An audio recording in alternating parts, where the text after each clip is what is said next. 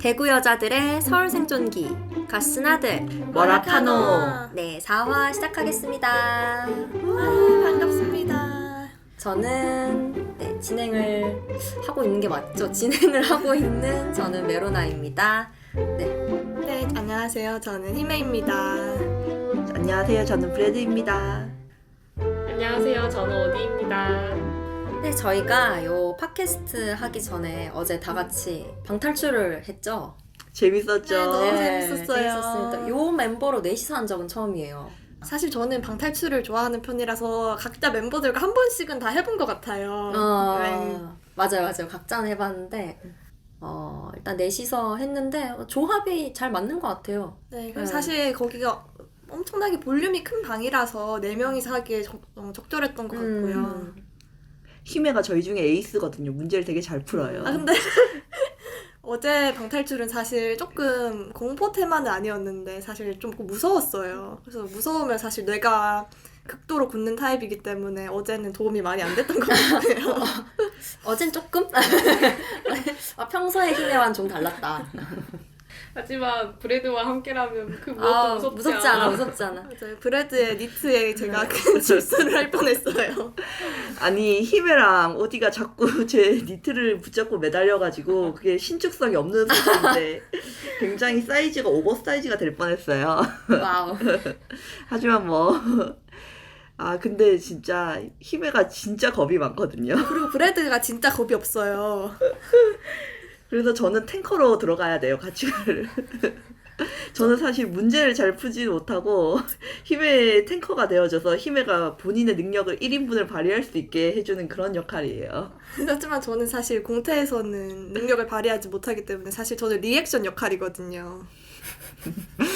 그러면 괜찮은 조합 맞죠? 네, 맞는 0.5인분, 거죠? 1.5인분. 그 정도까지. 아무튼 합치면 2인분이 되는군요. 근데 네, 생각보다 그 두 번째 탱커로 오디를 생각했었는데 오디가 생각보다 어제 좀 무서워했어가지고 근데 저는 영화라든지 이런 거는 무서운 거를 잘 보는데 그런 걸 체험은 전혀 못해요. 그래서 이제 히메가 브래드한테 붙어있고 그래서 나는 오디한테 붙어야지 하고 있었는데 얘가 나도 무서워 이러고 있어서 뭔가 잘못됐다. 난 어디로 가야 하는가 이러고 있었죠. 근데 그 중간에 직원분이 한번 깜짝 등장할 때가 있었는데 그때 히메랑 다들 너무 비명을 지르는 거예요. 다들 제 비명 소리만 들으셨을 거예요. 덕분에 재밌었어요. 다음에 또 방탈출을 하도록 합시다. 네. 방탈출하고 파케하고 하면 되겠어요. 네. 좋아요. 네, 그러면 오늘은 이제 또 사투리 단어를 한번 얘기를 해보겠습니다. 요거는 많이 유명한 단어라 가지고 다들 아실 텐데 잠 온다 그리고 졸리다를 한번 비교를 해보도록 하려고 하는데요. 저희는 그러니까 경상도에서는 잠 온다라고 하죠.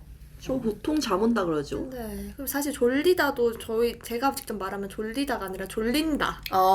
졸린다. 약간 졸린다 이러니까 되게 또 사투리처럼 들리네요 이게.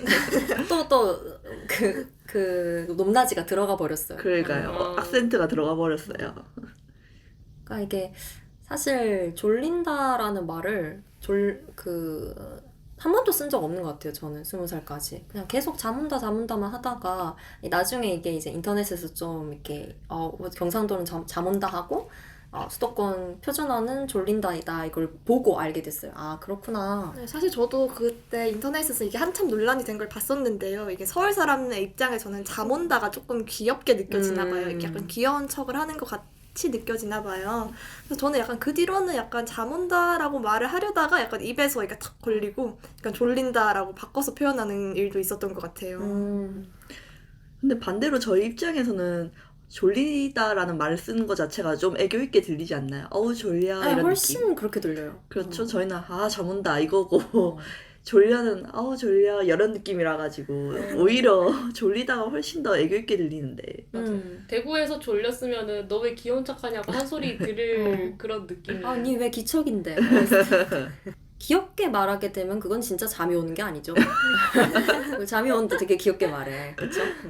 근데 약간 잠 온다 얘기가 나와서 그런데 다들 요새 몇 시쯤 자요?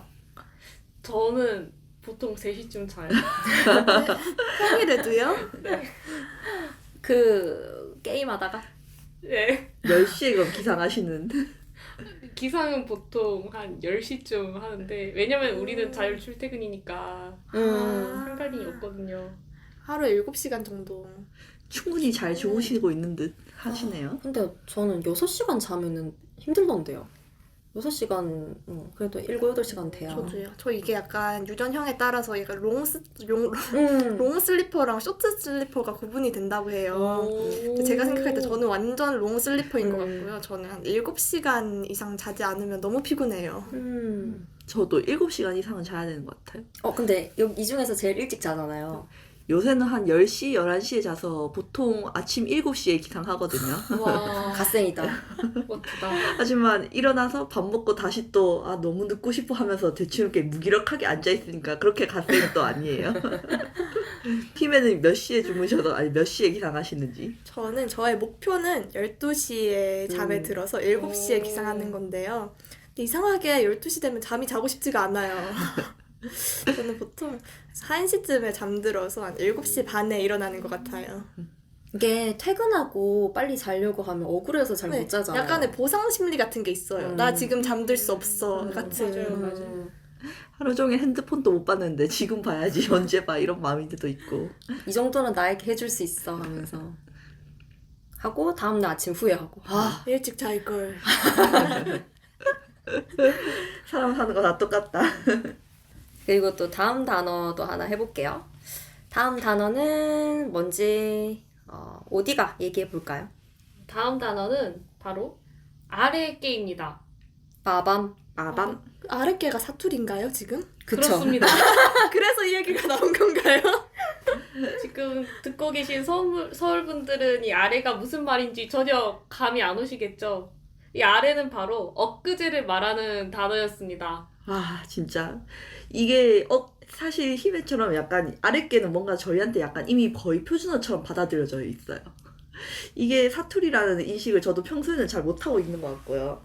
그냥 무심코 막 쓰게 되는데 아랫개 이러면서.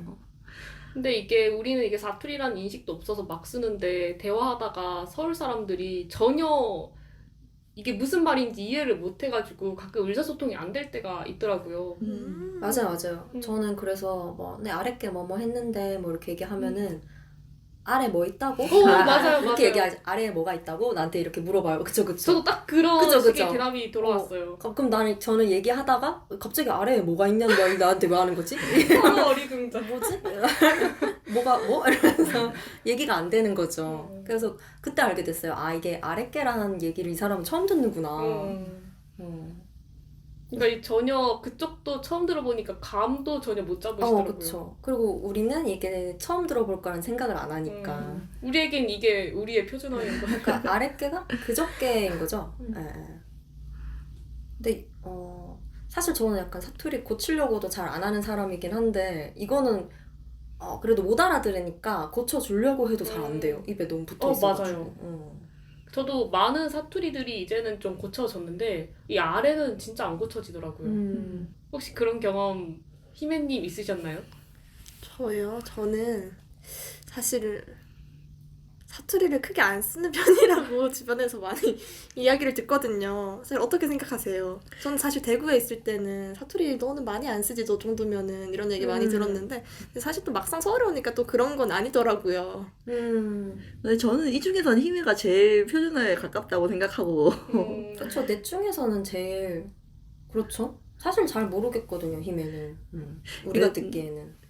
이건 또 저희들끼리의 의견이고 찐 서울인들이 보시기에는 좀 다를 수도 있겠지만 어쨌든 힘에는 저희 이 기준에서 상당히 사투리를 안 쓴다.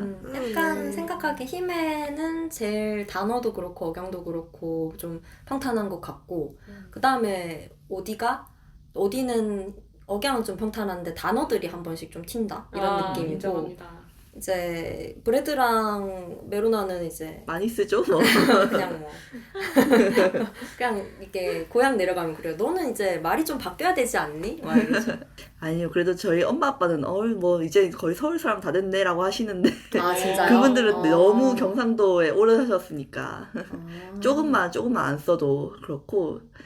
근데 뭐 저희 친구들한테는 너는 뭐 그냥 그렇네 이런 소리 듣죠. 많이 안 고쳐졌네 이런. 저는 이걸 언제 느끼냐면 택시 탔을 때 느끼거든요. 이게 택시 타서 처음에 어디로 가주세요, 뭐 대구역으로 가주세요 이런 얘기를 했을 때 사실 처음 서울 상경했을 때는 서울역으로 가주세요 이 한마디만 했는데도 어디서 오셨어요? 그러니까 이런 말을 많이 들었었는데 약간 최근에는 그런 경험이 없는 것 같아요. 아, 사실 사투리가 꼭 막 고쳐야 된다 이런 건 아닌데 약간 그쵸, 고칠 필요 전혀 없죠. 콜센터에서 근무하시거나 이런 경우는 그거 고쳐야죠. 아 그런 그렇겠네. 분들은 표준 발음을 이렇게 좀 요구하시고 이러니까. 그러면 저희 오늘 단어 얘기는 여기까지 해볼까요? 네. 네, 그럼 조금 쉬다가 이제 다음으로는 요즘 한창 핫한 미디어 사투리 미디어 사투리 얘기로 한번 돌아와 보겠습니다. 네, 그러면 토크 타임으로 돌아왔습니다. 자, 이번에 얘기해 볼 건 미디어 사투리인데요. 이번에 내남결이라는 드라마를 통해서 좀 대구 사투리, TK 사투리가 좀 주목받았죠. 네, 내 남결이 내 남편과 결혼해줘라는 드라마고요. 네, 최근에 되게 이슈가 됐던 게 내 남편과 결혼해줘에서 나왔던 사투리였는데요. 사실 설정상 그게 대구 사투리라고 하는데 다들 들어보셨나요? 그 쇼츠로 많이 봤죠. 저도 유튜브에 올라온 걸로만 조금 봤어요. 네. 그게 그러고 이제 어떤 분이 사투리 특강을 해주시는 게 이제 또 유튜브에서 되게 핫했는데 네.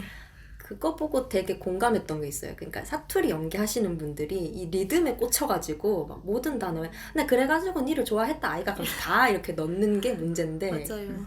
거기서 제일 인상 깊었던 게 힘을 빼고 말해야 맞아요. 일단 무뚝뚝함을 깔고 포인트를 주는 거다. 그냥 약간 막 너무 리듬을 주지 말고 접었던 리듬을 펴서 하시라 이런 말을 하셨는데 너무 공감이 됐어요. 맞아요. 그 말이 진짜 공감이 됐고 우리가 지금까지 들었던 미디어 사투리에서 뭐가 불편했나라고 생각했을 때 진짜 딱 그 부분인 것 같아요.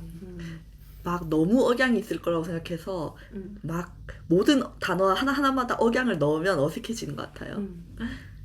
그리고 저는 제가 또 하나 더 느낀 거는 그러니까 사투리 쓰려고 하면 사람들이 좀 톤이 높아지는 것 같아요. 그러니까 맞아요. 연기하시는 분들은 맞아요. 이 정구지 좀 더 넣어봐라 하고 이렇게 막 올리는 거예요, 톤을. 맞아요. 근데 기본적으로 좀 사투리 그러니까 경상도 사람들은 무뚝뚝하기 때문에 약간 무심하게 쳐야 돼요. 그쵸. 야, 정구지 좀 더 넣어봐라 이렇게 좀 툭 던져야 되는데 맞아요. 이거를 이렇게 뭔가 사투리가 귀엽다는 이미지가 있어서 그런지 좀 톤이 올라가는 것 같아요. 그죠? 그렇죠.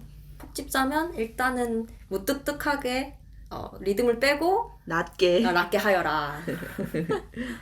또 그런 거 있나요? 얼마 전에 메로나랑 같이 연극을 보러 갔는데요. 그 연극에서 나오시는 배우분의 사투리가 너무 네이티브 같은 거예요. 그 주인공 남자 배우의 아버지 역할로 나왔는데 그 아버지가 하는 말이 너무 꼭 대구에서 꼭 이제 어른들이 할 법한 말 그대로여가지고 진짜 어떻게 저거를 똑같이 재현을 했을까 신기하게 봤던 경험이 있었습니다. 진짜 놀랐던 게 왜냐면 처음부터 사투리 쓰는 캐릭터가 아니고 처음에는 그 서울말 쓰면서 연기를 하다가 이게 1인 다역이라서 좀 이따 아버지로 분장하고 나왔는데 응? 뭐지? 우리 아빠보다 사투리를 잘해. 뭐 이러고 봤었는데 그렇게 또 엄청 잘 살리는 분들도 근데 진짜 있더라고요.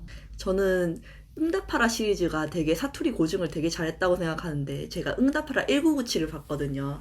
거기서 정은지가 원래 부산 출신이긴 한데 진짜 엄청 잘했고요. 그리고 성동일 씨 같은 경우는 사실 저는 약간 부산 사투리가 맞나 싶긴 한데 그건 약간 전라도 사투리 같기도 하고 정확하진 않아요. 근데 되게 사투리 연기를 되게 잘하는 거예요. 그래가지고 막 와 진짜 잘한다 이러면서 감탄하면서 보기도 했거든요. 뭔가 그 성동일님은 그 조금 어색해도 연기력으로 압살한 거 아니에요? 그럴 수도 있어요. 그럴 수도 있어요.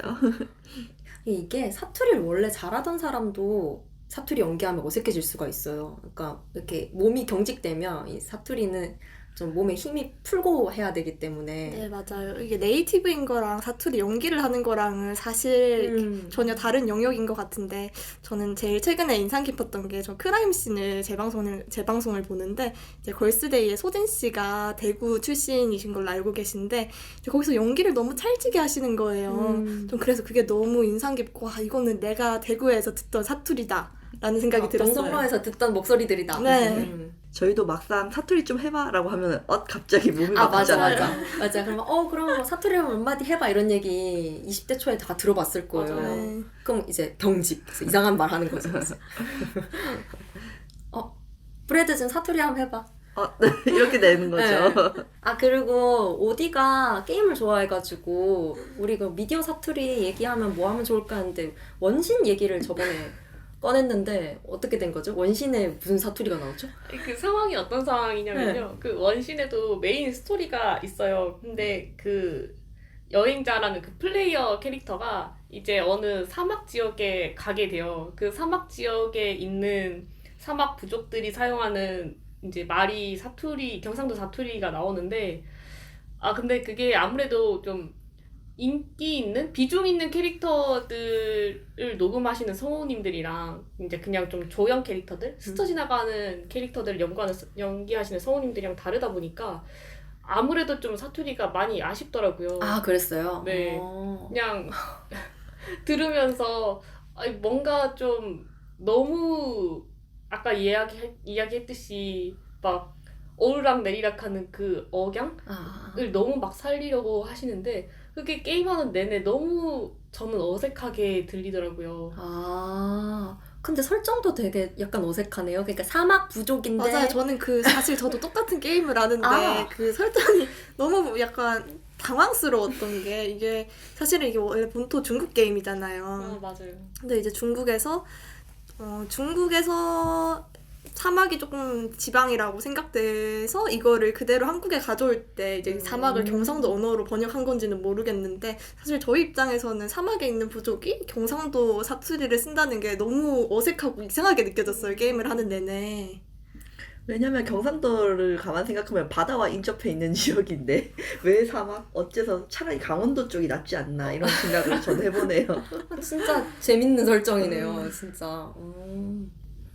근데 그 설정에 대해서 생각해 본 건데, 그 사막에서 사투리를 쓴 게 어쩌면 그게 사막 배경이 약간 이제 수도권 지역이라고 불릴 만한 지역이 있고, 그 사막 지역이 약간 좀 유배지 비슷한 느낌이 나는 그런 곳이에요. 맞아요. 약간. 설정이 그래요. 아. 네. 그러니까 약간 이제 이걸 번역을 하고 언어를 가져올 때 좀 그런 느낌을 살리고 싶어서 일부러 사투리를 넣은 것도 있지 않을까라는 생각도 나름 드네요. 디테일하게 가져왔네요.